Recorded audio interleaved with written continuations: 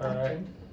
So hello and welcome to Catalyst for Healing. My name is Dr. Yanuck. I'm here with our therapist, Maria Lloyd, as always. And today we have a really special guest. Her name is Sheila. She is one of our amazing physician assistants who works in one of our ketamine clinics, has a ton of experience in this space, is so knowledgeable about the psychedelic space, about the ketamine space more specifically. But today, rather than talk about the professional side of things, we're going to talk about her experience with the ketamine infusion. We really haven't had that story told, and I think you can tell it probably better than most. And so we're going to kind of frame this with the before, during, and after. Let's start with maybe what was going through your mind the day before your ketamine infusion. Okay, cool. Well, thank you. First of all, thanks for having me. Very excited to talk about this. I love Yeah. being in this space. Okay, so before, super nervous, super nervous. Like, I feel like the 2 days leading up to it, I just barely could sleep. And you know, being someone that, you know, I do have some anxious tendencies, I thought of every worst case possible scenario that could go wrong, right? I was very excited, but very anxious. And I did find though, And this was after you've been working with clients. Like Yeah, you so decided to do it. Exactly, Okay. yeah. So I'd already been working with clients. I had heard about psychedelics and had actually done a lot of reading on psychedelics as healing and as medicine, you know, but it was another thing to like sign on the dotted line saying, yes, I'm going to commit myself to doing an infusion. But yeah, leading up to it, I would say just this combination of excited to see where it takes me, but also just very nervous. Very nervous, yes. What were you most nervous about? Do you remember? The unknown, right? The unknown, letting go, afraid of a bad trip, right? I grew up with DARE in the 90s, so, you know, I was afraid of a bad trip, afraid of, you know, just the unknown, you know, and also kind of on a personal note too, like I have a family history of schizophrenia, and I was kind of afraid of, you know, turning on that gene, so that's always kind of been something that like, kind of like made me halt a little bit about it. Yeah. You know, so lots of thoughts going on. Let's analyze that real quick, because I think for me as the physician, I get that question a lot in terms of, is this going to make me psychotic afterwards, and what's the risk of that? And I think at the end of the day, if any doctor tells you that there's zero risk for that, maybe they shouldn't be trusted, because you can't know, right? There's some things in life that like you just can't know. With this though, you can have a risk-benefit analysis with the individual and discuss, okay, like what are your actual risk factors? You are of a certain age where very likely, if you were to have had a psychotic event, it would have happened much earlier, right? Yeah, Typically it's like the 15 to 30, 35 range where you would have a first break. Yeah. Do you have any experience with these medicines or therapies before in the past? And if so, did anything happen? And if not, that's even more reassuring to me. So when I have a patient, let's say that their brother has, this is not you, but a patient that their brother has schizophrenia, maybe they've tried personally mushrooms once or twice, they've had LSD once or twice, and then they're coming to me, but they're also really concerned that the ketamine can precipitate it. I feel much more confident saying I think it's extremely unlikely. Yeah. Where the counter to that, if I have a 20-year-old who has that same history, never experienced it before, I would be much more hesitant. And it's not to say I would say absolutely not, but I would make sure that we had a real safety plan in place, and a real way to have family members or people communicate with me, God forbid, they were noticing these changes. With that said, the risk of this is extremely low. It's like case reportable in terms of like the risk of a psychotic episode, like really rare things. In fact, marijuana is a much bigger cause of psychosis than ketamine, but yet people are much more comfortable using that. So it's an important consideration, but I think that is probably one of the biggest fears people have. Another one is probably just the general unknown of everything. So what did that mean to you? What about the unknown is scary? Oh wow, that is a good question. What about the unknown is scary, right?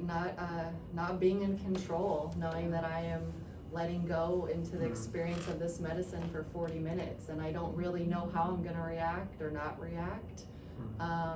You know, and I think a lot of it too is, you know, kind of the fear of not being able to trust myself, I guess, through it. Like, am I going to be able to like emotionally regulate myself if it gets too intense?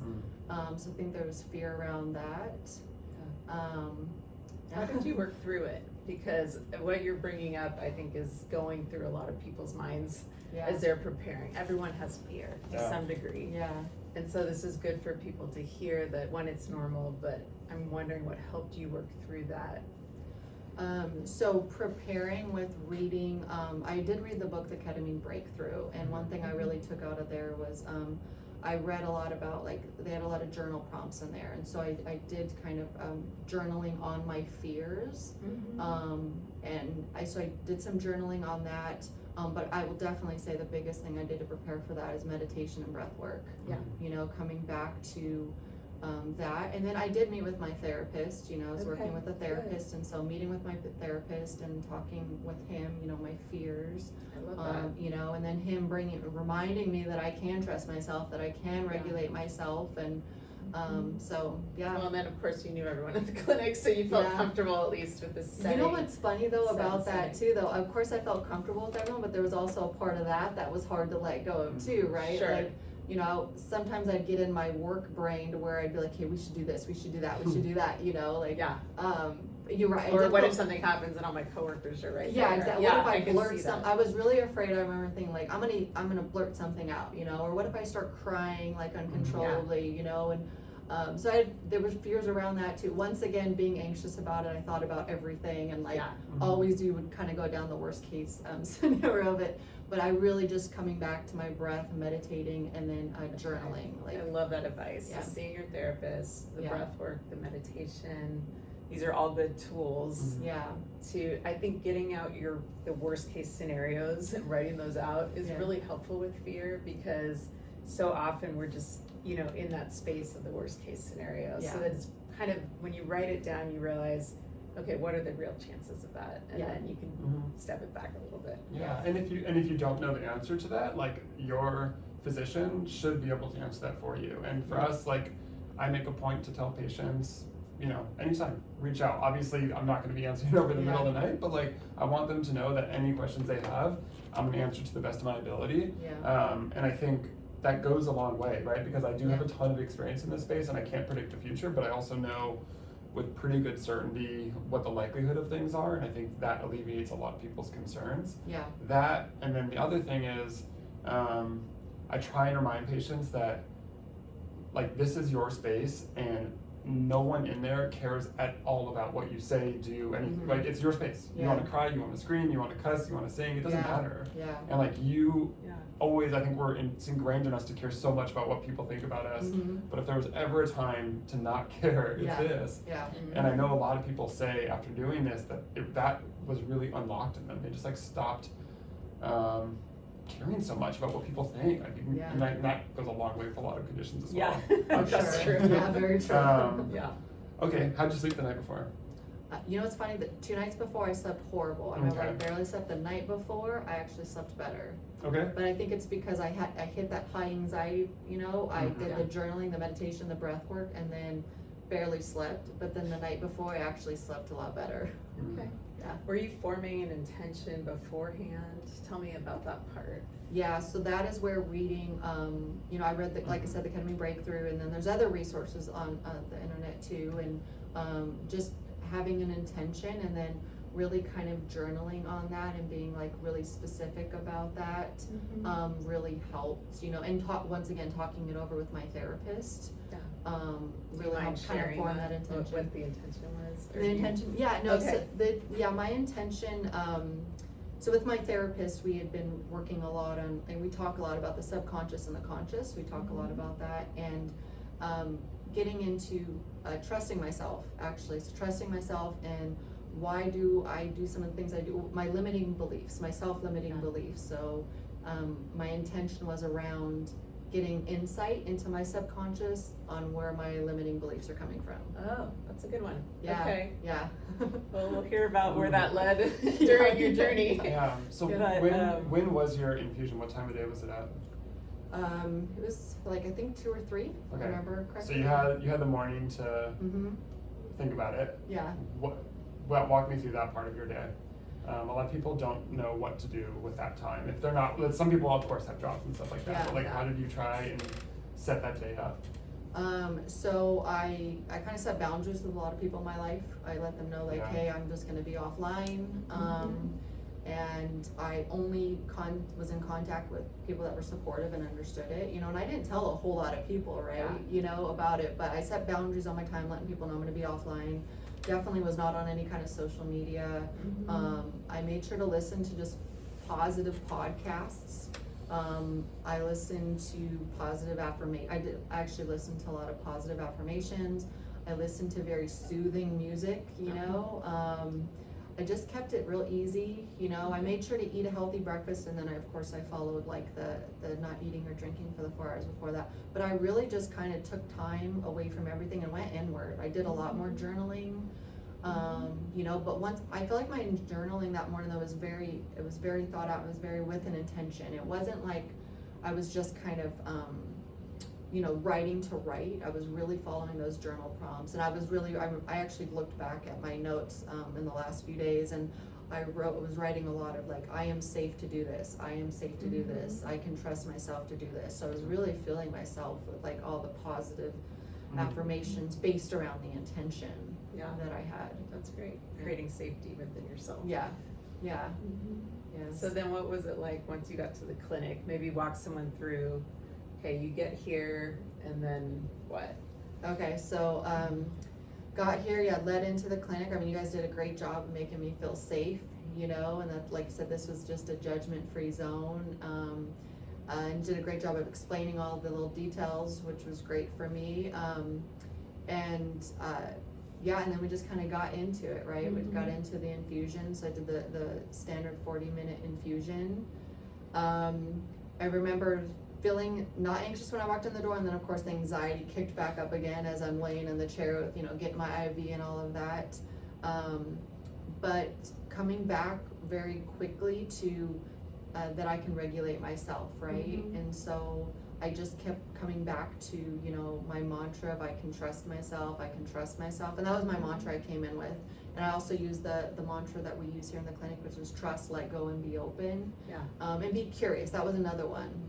Like, be curious, like go towards it, be curious what comes up for you, and don't be, you know, fear is okay, but you can walk through it anyway. Right. I can trust myself to go through what's scary. So I guess should I just kind of get into the infusion part of it? Please, yeah. Okay, so I do remember it kicked in pretty quick for me, and I felt heaviness. Like we always say, you can either feel light or you can feel heavy. I felt extreme heaviness. Like I really felt like my body was cement, and I remember feeling like I was the shape of the chair in cement. And everything was very black. And obviously this was starting to feel scary, right? I'm like, uh-oh, this is my bad trip that's gonna happen, you know? But I just remembered, okay, come back to your breath. And so I just remembered to like breathe through, just real like slow, like belly breathing through it, and come back to my mantra. And then the visuals started kicking in, right? And the interesting about some of my visuals was because my intention had to do with my subconscious. You know, I remember having this visual of like the white matter of your brain and like diving into it. Wow. So diving into it, but then I came out and it was me and another version of me, which I'll call like my higher self, because that person was actually like leading me through like, hey, you got this, as I was scared. I know it's crazy to always explain this, but it was like leading me through like, you got this, and kind of being my cheerleader, like Sheila, you got this, you can trust yourself. And in all that darkness, as I was breathing through it too, it was like this light just wanted to keep, like this light was trying to come in, and so I just breathed my way, and I just came back to that mantra, and I was able to go towards the light. So I think that, you know, and there were other visuals that came in, and all my visuals, I do remember thinking like, why are my visuals all black and white? But then like I read on that later that actually ketamine is more likely to have like black and white visuals than like colorful visuals. Was there ever anything that scared you during that felt overwhelming? That feeling of being like concrete, that was definitely overwhelming. I had several other visuals later in it that definitely felt overwhelming and scary. And how did you go through those? I really just kept coming back to like my breath and my mantra. I kept centering myself with that, and just, I can do this, Mhm. I can do this. So, I mean, it sounds so simple, but that is really how I So was even able. when you're having these intense visuals or things like that, Yeah. you still have the ability to think, Yeah, right? Like you were still Yeah. able to be like, okay, like I'm aware that this is yeah, a visual, that is making me feel a certain sort of way. I Yeah. can now regulate myself by breathing. Did you ever feel like a complete loss of reality? no, Okay. yeah, I think that's the misconception a lot of people have about Yes, this I space agree. is like, Mhm. and I think it's largely driven by a lot of stuff maybe that's seen on social media with like ego death and like how somehow that's the holy grail for a psychedelic experience. And I think ego death, whatever that is, it is basically this idea that like you have completely lost sense of time, reality, and self, right? Yeah. And that is like not the goal with this, Yeah. No. right? Like there is absolutely no indication that getting to that it leads to a different type of change or a more durable relief or significant relief. Like that's not what we're trying to do. yeah, And so I think for people, I try and emphasize with them, like you are never going to be so far out that you won't be able to be aware that this is almost a lucid dream in a way. very true, And I think that for a lot of people, like, be really reassuring because I think some people think like they're going to completely lose control. yeah, no. That was not the case for you at all, No, right? not at all. Yeah. Even though my visuals were intense and those overwhelming feelings were intense, I still had the like, you're right, I was still conscious enough to be like, okay, this is scary, this is Mhm. overwhelming. Yeah. I'm gonna come back to my breath, I'm gonna come back to Right. my mantra. But you could still Yeah. feel like you were in your body even though you were dissociating. Exactly, Explain yeah. that, what was that like, the floaty feeling of, kind of how was that for you?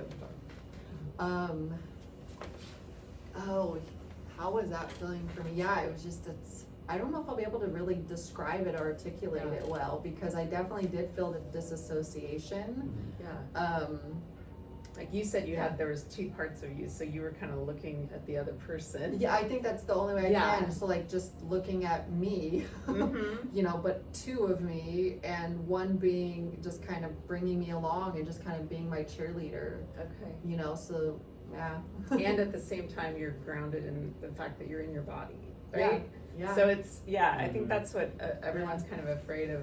Do I feel like I'm not in my, but there's a combination going on. There is, yeah, you're kind of side by side in the fact that you know you're out of your body, but you're still in your body. Yeah.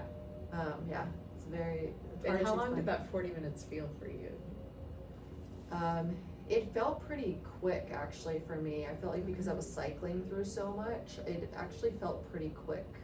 At the same time, it's almost like, I guess, when you go through a big life event, like it feels quick, but then you're also like, whoa, so much time passed, you know, Yeah. by. So I remember coming out of, but I was like, wow, I just saw and felt a lot in 40 minutes. Yeah. You know? Yeah. How did you feel like music played a role in the experience for you? Oh yeah, it's so important. It would kind of lead me into something, and then it would kind of lead me out. So I feel like it was timed just right. Like it really helped the experience. Yeah. Yeah. What were some of the visuals connected to around the limiting beliefs? Like, did your intention happen to come true, or did it end up going somewhere else? No, it actually, in that way, it didn't never come true. So the Okay. biggest thing I actually got out of it, yeah, and I guess that goes to like have an intention, but let go of expectations, right? Because I had my intention of really getting into why I do certain things that I do, but at the end of the day, I kind of came out of that like, don't get so caught up in the why, you know, just trust yourself to go through it and breathe through it, and you can regulate yourself through stuff, and you can come out of it and just keep going, and you'll get to the light, you know? So it more reminded you to be in the present moment. yeah, Yeah, that's such a good point, and we've talked about this, and I think this is, I mean, it probably deserves a whole other episode, but like, what does intention setting mean? Because I do think a lot of people have this misconception that if I don't hold on to that intention and don't solve it during the session, that I failed and I didn't do this right, or this doesn't work for me. Right. yeah, And I think it's like a really fine line about educating people enough about this, but also making sure that they get to it and have that intention, and what's going to happen is going to happen. yeah, And I think as you move through not just a single infusion, but through like a standard 6 infusion induction, like you get more comfortable with the space, you get more comfortable exploring it and trying to kind of play with it a little bit, right? Which can be like fun for people, but also it's a nice way to be like, open and see what is on that side, what's on this side. And I think during a single infusion, what I see in people, and I think what they describe in me is like these different, they call them like valences, where they kind of, it goes high and then they kind of come back to consciousness, and then they go out to outer space and they come back to, and it's like, I don't, like neurobiologically I find that so fascinating, but I also feel like it's reassuring for people to know that like they're gonna keep coming back, you're gonna come back, you can bring yourself back.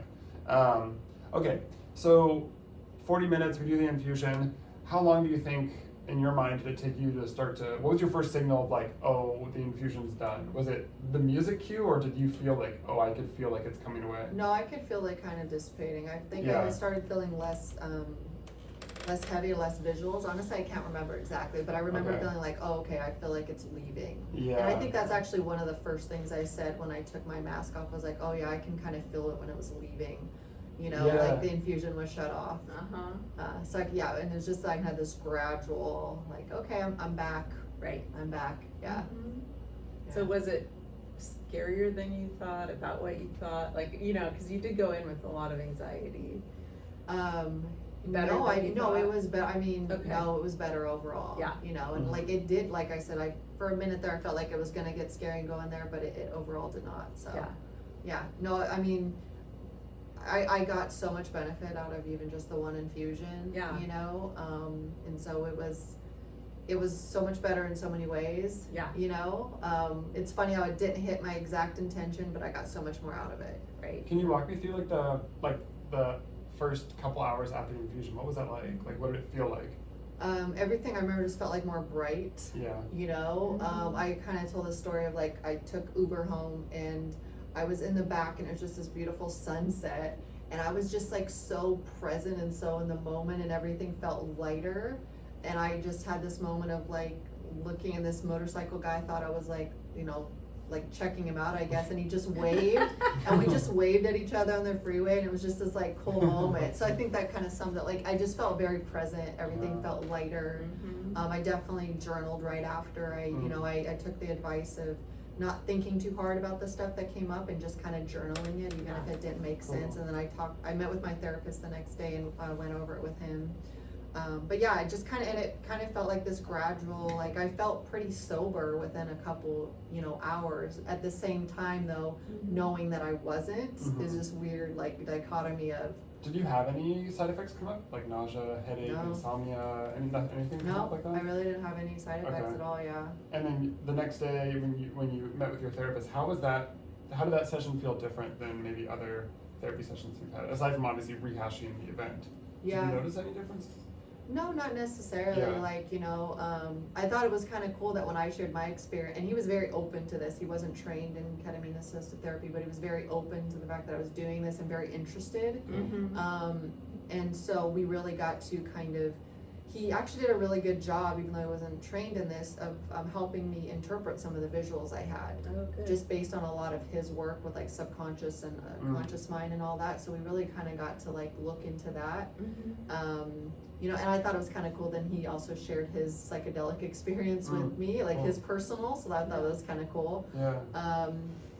But it just, well, it also, I guess it did feel that we were able to get deeper, you know, right? Because I've been in talk therapy for a while, and so I think there was a little bit of fast track of some items that we had talked about that we got to talk about more in depth due to my ketamine experience, if that makes sense. Yeah, totally.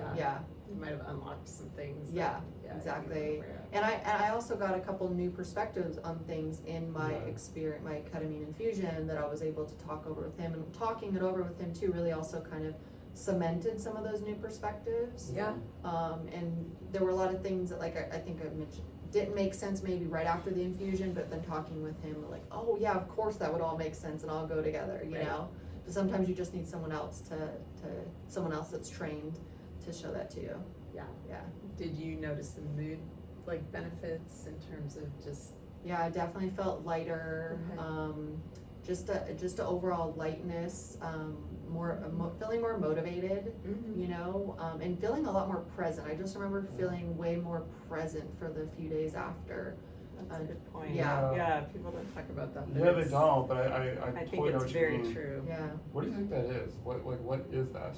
what does it mean to be present from a psychotherapy standpoint? Well, I mean, I think of it, because again, our whole culture runs anxious, right? Yeah. Yeah. And we're just often in such a flurry. There's something about the medicine that just calms everything down in your nervous system. I need you know, I don't remember what it's called, the network that it down regulates.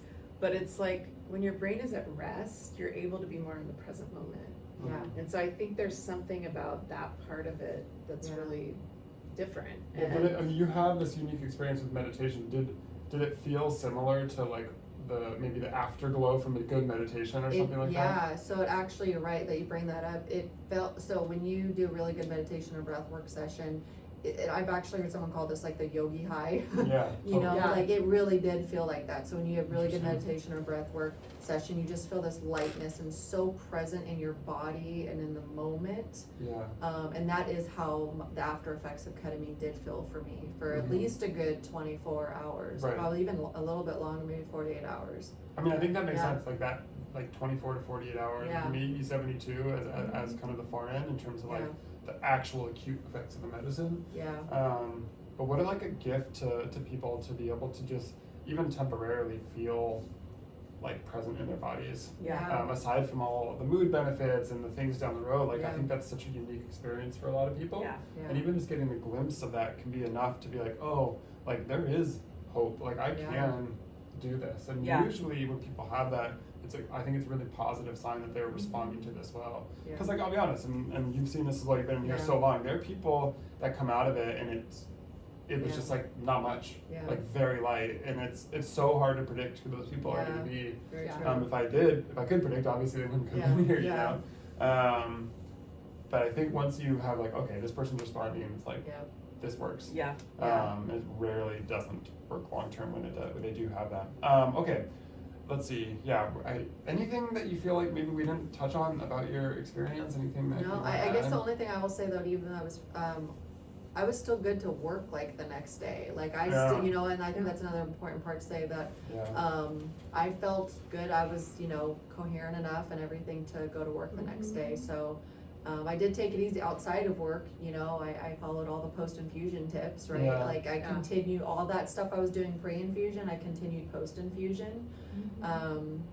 But yeah, I think that was the only other last thing I wanted to kind of Cool. share. Yeah. You have any other questions? I guess the only other thought is, did you do anything like a little more creative, or you said you felt more motivated? Did you like add anything to your routine after the infusion? You know, I can't recall. Okay. That'd be a great question. I know, 'cause it's wish been a little while. Yeah, it's been a little while. Yeah, that's great question though. Yeah. Maybe Yeah. cooking. I feel like that's my Oh, greatest yeah. form of creativity. Yeah. Is I love creating stuff in the kitchen. Mhm. But I can't remember exactly. Yeah. Cool. Well, thank you so much for Okay. sharing Yeah. this, being I open know, about it. I thank think you. it's Yeah. in this space, it's always hard to feel like, can I share this, can I not? I Yeah. think it's so valuable from your position to hear this story. Yeah. And I think a lot of people can feel really reassured that it's normal to be nervous and anxious beforehand, and like Yes, that's 100%. totally okay and a valid feeling to have. Okay, well, thank you so much. We're so happy to have you here. Yes. And we'll see you all next time. Thanks for joining. Well, thank you. Bye. Bye. Bye. Press the square. All right. That was so good. 28. That was it. Perfect.